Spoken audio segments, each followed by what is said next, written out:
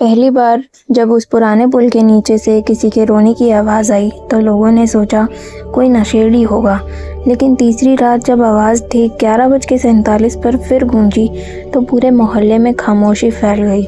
वही समय, वही सिसकियाँ और वही ठंडी हवा जो सीधा हड्डियों में उतर जाती थी। पुल शहर के किनारे था, आधा टूटा हुआ, जिसके नीचे अब कोई नहीं जाता था। कहा जाता था कि सालों पहले वहाँ एक बाइक का एक्सीडेंट हुआ था, लेकिन पुलिस के रिकॉर्ड में नहीं थी। राघव, जो पास ही रहता था, इन बातों पर विश्वास नहीं करता था। उसे लगा ये सब लोगों की बनाई कहानी है। एक रात उसने तय किया कि वो खुद जाकर देखेगा। 11:40 पर वह पुल के पास पहुंचा। सड़क खाली थी, स्ट्रीट लाइट झपक रही थी। नीचे उतरते ही अजीब सी बदबू आई, गीली मिट्टी और जंग लगे लोहे की। उसने मोबाइल की टॉर्च ऑन की और नीचे की तरफ बढ़ा। 11:47 होते ही अचानक हवा तेज हो गई और फिर वही आवाज़, धीमी टूटी हुई सिसकी, जैसे कोई दर्द में हो। राघव का दिल तेज धड़कने लगा, लेकिन वह आगे बढ़ा। कौन है? उसने आवाज़ लगाई। सिसकी रुक गई। पूरा सन्नाटा। फिर पीछे से किसी के पैरों की घिसटने की आवाज़ आई। उसने पलटकर देखा, कोई नहीं था। तभी उसकी नज़र ज़मीन पर पड़ी। मिट्टी में ताज़े टायर के निशान थे, जैसे अभी अभी कोई बाइक फिसला हो। लेकिन सड़क तो ऊपर थी, नीचे बाइक कैसे? उसका गला सूख गया। उसने टॉर्च आगे घुमाई। पुल के खंभों पर खरोंचों के निशान थे और उन पर किसी ने उंगलियों से कीचड़ में लिखा था, मत देखो। राघव पीछे हटने लगा। तभी उसका पैर किसी चीज से टकराया।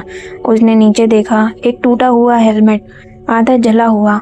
उसने उठाया और जैसे ही पलटा, हेलमेट के अंदर की तरफ उसका खुद का नाम खरोंचा हुआ था, राघव। उसका दिमाग सुन्न हो गया। तभी मोबाइल स्क्रीन अपने आप ऑन हुई। कोई कॉल नहीं, बस कैमरा खुला हुआ था, फ्रंट कैमरा। स्क्रीन पर पुल के नीचे का दृश्य दिख रहा था और उसके पीछे एक बाइक खड़ी थी, लाल रंग की, वही मॉडल जो राघव चलाता था। उसने धीरे से पीछे मुड़कर देखा। वहाँ कुछ नहीं था, लेकिन स्क्रीन पर बाइक साफ दिख रही थी और बाइक पर बैठा एक आदमी, सिर झुका हुआ, हेलमेट पहने। राघव की सांसें रुकने लगी। स्क्रीन पर बैठे आदमी ने धीरे धीरे सिर उठाया। हेलमेट का शीशा टूटा हुआ था, अंदर चेहरा खून से सना, और वो चेहरा राघव का था। अचानक उसके दिमाग में तेज झटका सा लगा। एक याद चमकी। 3 महीने पहले एक रात, तेज बारिश, वही पुल, बाइक फिसलना और अंधेरा। सबने कहा था कि वो बाल बाल बच गया था, बस हल्की चोट आई थी। लेकिन उसे याद नहीं था कि एक्सीडेंट के बाद घर कैसे पहुंचा। स्क्रीन पर बैठा दूसरा राघव अब बाइक से उतर रहा था, धीरे धीरे उसकी तरफ बढ़ रहा था। असली राघव पीछे हटता गया, लेकिन पीछे दीवार थी। सिसकियों की आवाज़ फिर शुरू हुई, इस बार साफ, उसके कान के पास। तू नहीं बचा था, तो उस रात यहीं रह गया था। उसका दिल जोर से धड़कने लगा। यादें साफ होने लगी।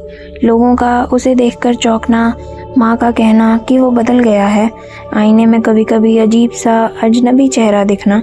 स्क्रीन पर दिख रहा दूसरा राघव अब बिल्कुल सामने खड़ा था। उसने हाथ बढ़ाया। जगह बदलने का वक्त हो गया है।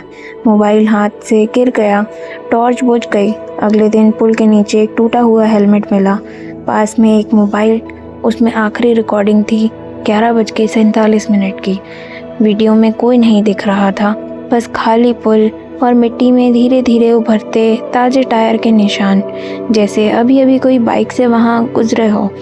मोहल्ले वालों का कहना है कि अब भी कभी कभी 11:47 पर वहाँ सिसकियाँ सुनाई देती हैं। फ़र्क बस इतना है, अब वो आवाज़ मदद के लिए नहीं होती, वो किसी को बुला रही होती हैं।